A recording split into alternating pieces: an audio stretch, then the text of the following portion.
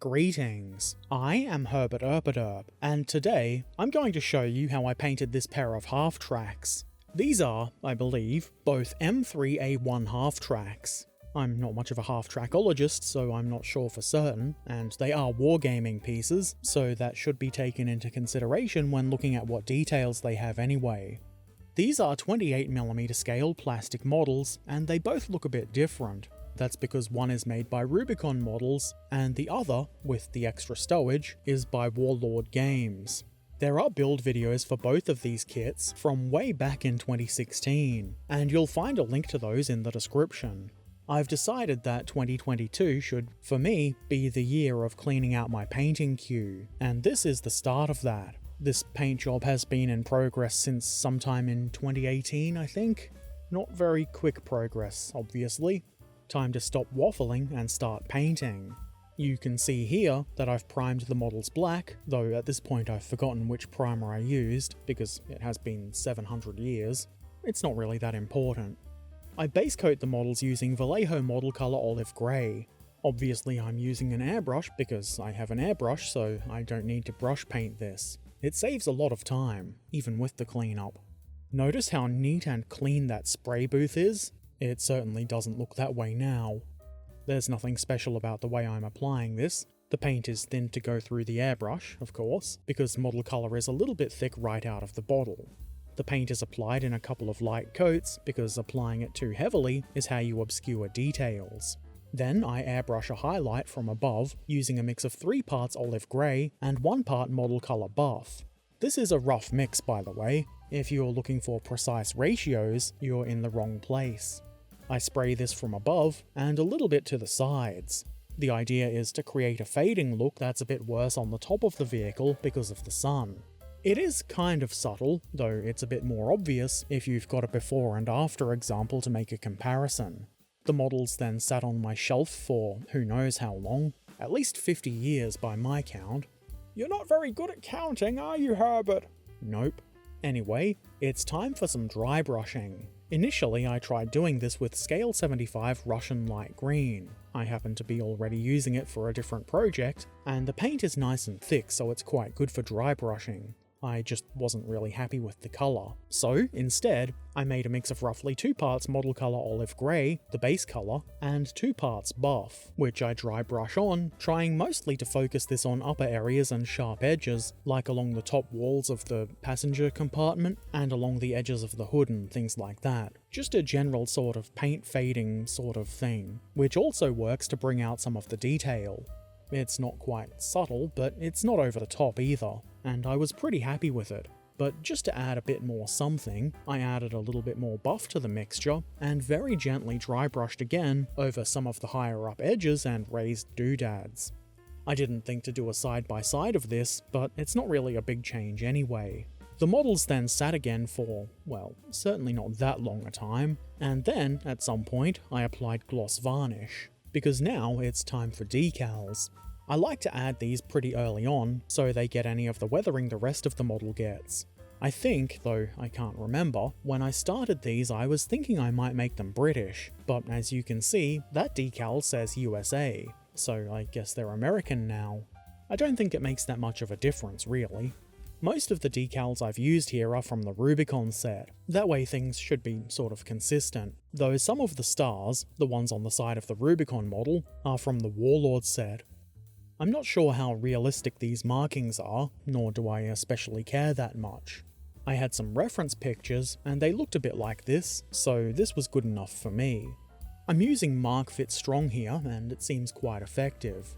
You could seal the decals in with another layer of gloss varnish, but I chose not to, and I moved right along to the chipping. If you've seen just about any of my other painting videos, you'll have seen this technique before. I'm using Ammo by Mig chipping colour, which is a nice sort of grey-brown colour that looks a bit like tarnished metal, which is pretty much what we're going for here. The trick is to dab this on. I'm using a bit of artist sponge, but you can also use the spongy foam that comes in some model packaging too. This is the dabbing the kids are always talking about, by the way. They know that dabbing is how you do it, and if you drag the foam across the model's surface, it won't look like chipping, it'll look like a mess. I tried to not go overboard with this because I'm trying to get a fairly clean looking result. That said, I did go a little bit overboard, but it's okay, and I'm still fairly happy with the result. Don't forget the inside of the vehicle too. It's open topped and quite visible inside, so some attention should be paid to that. You can, if you want, go in with a fine brush and add some tiny chips in areas the sponge can't reach, and some thin little scratches and things like that too. In this case, I've opted not to, though I did take a brush and roughly smear some of this colour in the floors. I figured that would make sense, because that's an area that probably gets a lot of wear, you know, from people walking on it all the time. Now seemed like a really good time to paint some wheels. Because these are rubber, it seemed like a really good idea to use rubber tyres from Ammo by Mig. I think this is quite a nice tyre colour, even before washes. I also paint the tracks with this because these half tracks had rubber band tracks. Fortunately, not the dreaded rubber band tracks. Obviously I'm being careful to avoid the wheels here, though the little road wheels do have rubber tyres as well, so I paint the surfaces of those. It's a little bit less obvious where the rubber should start and the metal rim ends on the Rubicon model, but I do my best with it. Don't be afraid to use differently sized brushes depending on the surface you're painting here.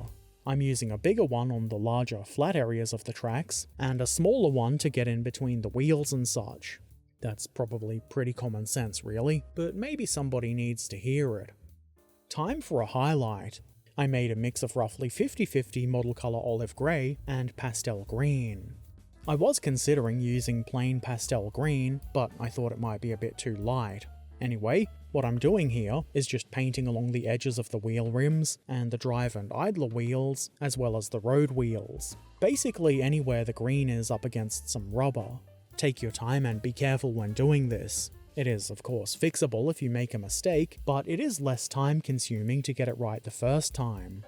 The point of this is to cover any little bits of the rubber colour that have found their way onto the rims and other bits, and at the same time, it makes the wheels and sprockets and stuff pop out just a little bit. It's not the most stark effect when it dries, and I don't want it to be, but it does add a little something. Next, I decided to paint the stowage on the Warlord kit. I don't remember if the Rubicon one came with any stowage, but if it did, I didn't add any anyway. I base coated the rolls on the front mudguards with Vallejo model colour Russian Uniform WW2. It's a bit of a mouthful. I used the same colour to base coat the bags on the side. I have no idea if this is anything like the correct colour, but it looked good to me, so why not? Because you have to use the exact colours I think you should use. I left that for a moment, and decided to paint the mines in the racks down the sides of both half tracks. The examples I've seen were all painted the same shade as the hull, but I decided to paint mine with Vallejo model colour bronze green, and I'm sure using the wrong colour will get somebody's britches in a bunch, but I wanted these to be ever so slightly different in colour to add some interest, and not quite so that they jump out at you, but they are a bit different and sort of stand out a bit. I did this fairly roughly, not so that it would go all over the racks, but the coverage might not be perfect. I did paint the tops of the mines though, so that's nice. And by tops I mean the sides, but that is on the upper edge of the model, so you know what I mean. Then, back to the bags, I made a mix with the Russian Uniform and a tiny bit of model colour Iraqi Sand. Maybe 1 part Iraqi Sand to 3 parts Russian Uniform. I don't normally make precise mixes. I just mix it until it looks how I want it to look. Anyway, I dry brushed this onto the upper edges of the bags and the rolls. I was especially careful with the rolls, not wanting to also dry brush the vehicle. Then, I apply an even lighter dry brushing using plain Iraqi sand, just for a little bit more zazz. I follow that by painting the internal seats. As opposed to the external seats?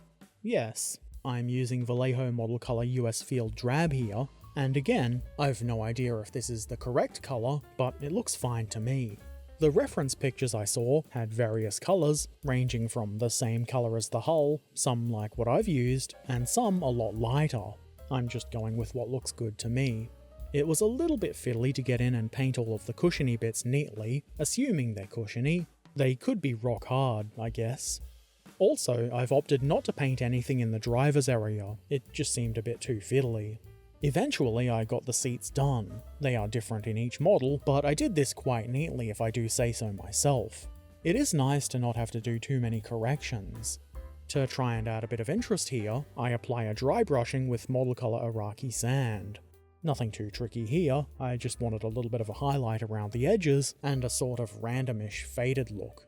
Obviously I'm being careful to try and avoid getting this anywhere but the seats. It might not be much, but as you can see here, it does make a difference. Next, I painted the tool handles. I base coated these with model colour Cork Brown. I'm sure somebody's going to mention that tool handles are actually painted the same colour as the vehicle, but it looks more interesting to have them in a more natural wood colour. I did also see photos of half tracks with the tools this way, so I feel like it's perfectly reasonable to do it this way. As long as you're careful, this isn't too hard to do. Mistakes can be fixed anyway, so don't worry about it. I follow this with a pretty light highlighting of Iraqi Sand along the upper edges of the tool handles. It doesn't have to be perfectly neat, and it is kind of subtle, but again, that is the sort of thing I like. Next, I took some Vallejo model colour Beige Brown and painted the straps on the stowage of the Warlord half-track. I figure maybe these straps are leather, and this is, well, it's not quite a leather colour, but it's close enough and I feel like it looks pretty good here. I also used this colour to paint the straps holding the jerry cans in place. Is it accurate? Who knows? Who cares? Obsessive weirdos on the internet? Good for them, I guess. The tools have painted handles, so the metal bits should probably also be painted. For this I've used scale 75 black metal. Not that kind of black metal. I rather like this colour. Obviously I'm being quite careful with it. We don't want shiny metal anywhere except the metal bits. Of the tools, I'm well aware that the hull is also metal. Look, you know what I mean. I noticed that the Rubicon model had a little buckle on the jerrycan straps, so I painted that with the black metal too. I just figured that would be a nice little touch. I also used this on the machine guns, and again I'm being careful to avoid getting this places I don't want it, only on the gun. This is way too light a colour for these guns, in my opinion, so to darken them down a bit, I take some Army Painter dark tone and apply it quite liberally to the guns. You might have to do a couple of coats of this, but it works pretty well. The guns are significantly darker, but they've still got a bit of a metallic look to them, which is what I want. I'm sure you could just use a metallic that's already this colour, but I don't have one, so this is what I do. Continuing with the dark tone, I dilute it to about 50-50 dark tone and water, and I apply this to the wheels and tracks. This is to darken those down a bit, and to add some slight colour variation. This should sit in the tread details and make those slightly darker. I also apply this to the tool heads. I want them to be a bit darker too, but not quite as dark as the machine guns. You can see this does make a difference, though not a huge one, which is good because I don't want a huge difference. The colour is pretty good. Next, I used Army Painter Military Shader, which I've diluted to a roughly 50-50 mix with water, and I apply this to the bags. After a moment of consideration, I apply it to the rolls as well. I wasn't totally sure how this would work out, but I think it's worked pretty well. Tool handles are next in line for some wash, this time undiluted Army Painter Soft Tone, which I'm sort of dabbing on to get a kind of uneven coating. I figured that might make it look a bit more like natural wood. I also apply this to the straps on the jerry cans. The hope here was just to add a little bit of colour variation and interest. I'm not sure how effective this really was. I then diluted the soft tone, again to roughly 50-50 with water, and I apply this to the seats. I went fairly heavily with it, and if I were to do this again, I'd go a little bit lighter. I wasn't totally happy with the result.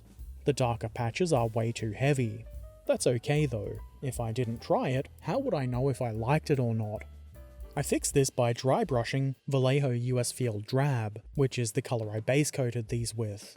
It's not perfect, but it does take away the starkness of those dark patches. I did want those kind of stained looking patches, just not so dark.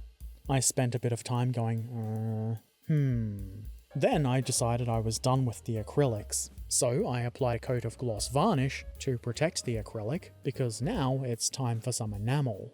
Not too much though, to darken the gaps between the armour plates and around some of the bits and pieces. For this I'm using By Mig Panel Line Wash Black Knight, and as you can see, I'm putting it in the panel lines and along the edges of things like the vision slots, around the tools and wheel rims and hubs and things like that. This is pretty simple thanks to the magic of capillary action. I didn't even really need to do much cleanup because I was careful with this and pretty much only put it where I wanted it. Almost. There was some minor cleanup, which is easy enough to do. You could also do this with an acrylic wash like one of the Army Painter ones, and that would be fine too. But using enamels means very easy cleanup, and if there's any little or even big errors, or if you just don't like what you've done, you simply take a brush with some clean white spirit on it and wipe the enamel away, even if it's dried. That, in my opinion, is the main benefit of using enamels. In the end, I'm pretty happy with what I've got here. I think this works as a pinwash really nicely. It's dark, but not too dark. It also works quite nicely as a general dirty, kind of grimy look around the running gear.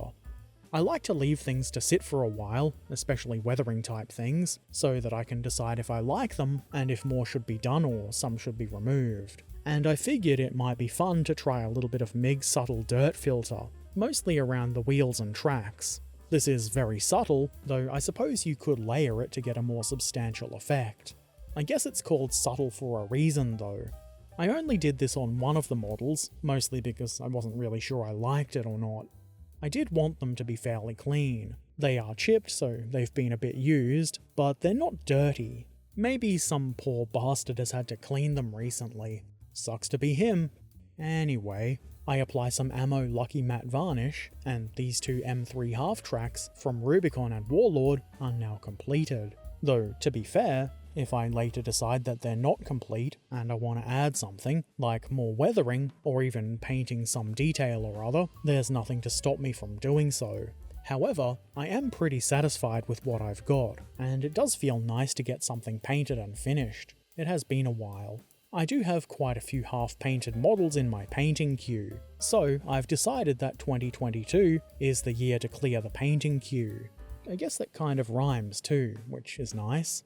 Paint Queue 2022 sounds like a thing. That said, I'm not going to be painting to any schedule or putting any requirements on doing this. Things will be finished when they're finished, and so the videos will come as they're finished. What I'm saying is do expect to see more painting videos this year, but don't hold your breath for them or expect them to be too regular. So, as I said, I'm satisfied with the paint job I've done here.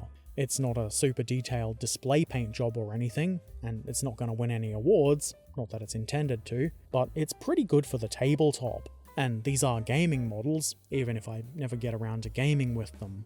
That said, it's not quite the same as a lot of wargaming paint jobs you see, with the extreme contrast and the strong modulation. I do prefer a slightly more realistic style. There are a few things that I've either missed or omitted, like the interior of the driving compartment, which I figured was a little bit more effort than it was worth to try and add detail to. Also, I probably could have put a bit more detail into the backpacks on the Warlord model. There are some things on the sides of them that might be guns, but they look a bit too small to be rifles. It didn't really matter too much to me, but I'm sure it's going to upset somebody. I just wanted to get the model done, and it is done. That's just lazy, Herbert. Yeah, probably, but I'm not painting for you, I'm painting for me. I think that might be enough waffling. If you don't feel like going through the video to see all of the colours I've used, I'll put a convenient list in the description below. Obviously, if you're painting one of these for yourself, you don't have to use the colours I've used. This isn't a how-to video, it's just what I did. And you should feel free to use whatever colours you like for your own models. But it is nice to have something to use as a suggestion or a starting point, and hopefully this video helps with that kind of thing. If you've got any questions or comments, feel free to put them in the comment section below. If you've painted one of these yourself, or any other cool models and you want to share, why not drop by our friendly Discord community and show us some pictures? That would be rad. And if you've not already done so, why not subscribe here on YouTube for the low price of absolutely nothing? That's not very much at all. Or if you've got the means and you want to help a Erpaderp do Erpaderp things and see my videos a bit early, consider becoming a patron. You can find links to my Patreon and all of my other things like Discord and social media in the description below. and as always, I shall return soon. So until then, be excellent to each other, have a fantastic day, and thanks for watching. Farewell.